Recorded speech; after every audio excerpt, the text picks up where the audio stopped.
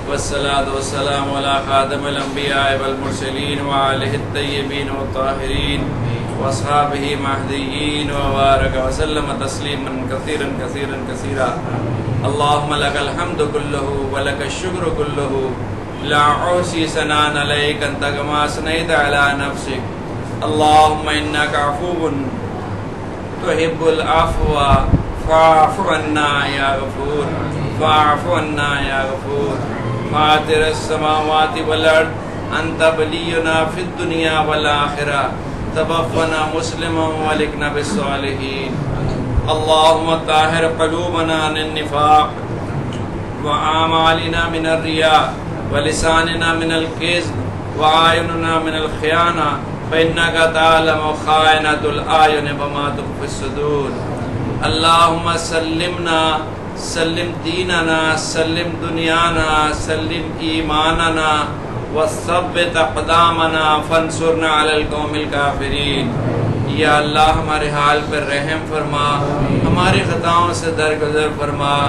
یا اللہ جیسے بھی ہیں تیرے محبوب کریم صلی اللہ علیہ وسلم کے امتی ہیں، یا اللہ ہمارے حال پر رحم فرما دے. صدقہ اپنی کبریائی کا، واسطہ اپنے رسول محبوب صلی اللہ علیہ وسلم کا، یا اللہ تو ہمارے حال پر رحم فرما دے. یا اللہ وہ بوڑھے اور بچے جو بیمار ہیں اور اس بیماری کی سختی برداشت نہیں کر سکتے، یا اللہ ان کے اوپر ترس کھا کر سارے پاکستان میں اس وبا کو ختم فرما دے، سارے مچھروں کو ختم فرما دے، سارے وائرس کو ہلاک کر دے. یا اللہ سب بیماروں کو شفائے کاملہ عاجلہ مستمرہ نصیب فرما دے. یا اللہ ہسپتالوں میں جو زیر علاج ہیں اور جو اس تکلیف کو برداشت کرنے سے قاصر ہیں، یا اللہ ان کے اوپر ترس فرما. یا اللہ ان پر رحم و کرم کا معاملہ فرما. یا اللہ معاف فرما کر، یا اللہ جن غلطیوں کی پاداش میں یہ وبا آئی ہے ان سے معافی مانگنے کی توفیق نصیب فرما. ساری امت کی طرف سے توبہ کر رہے ہیں، یا اللہ تو ہمیں معاف فرما دے. ہر قسم کی عافیت سہولت اور سلامتی عطا فرما دے. اور جو لوگ اس تکلیف کو برداشت کر چکے، یا اللہ ان کو بہترین اس کا اجر و ثواب دنیا اور آخرت میں نصیب فرما. ہر قسم کی عافیت سہولت اور سلامتی نصیب فرما. ہر قسم کی فتنہ شر شرور اور فتنہ سے ہماری حفاظت فرما. تو ہم سے راضی ہو جا، ہمیں اپنے سے راضی کر لے. یا اللہ ہم کسی آزمائش کے قابل نہیں ہیں، یا اللہ عافیت اور سہولت اور سلامتی کا معاملہ فرما دے. یا اللہ جو ناحق مقدمات میں ملوث ہیں ان کو رہائی کی صورت پیدا فرما. جن بچوں نے امتحان دینے ہیں سب کو شاندار قابل فخر کامیابیاں نصیب فرما. جو سفر میں جا رہے ہیں ان کے اسفار کو یا اللہ سلامتی اور خیر اور برکت کا باعث بنا. یا اللہ ہماری اس دعا کو اپنی پاک اور بلند بارگاہ میں قبول فرما.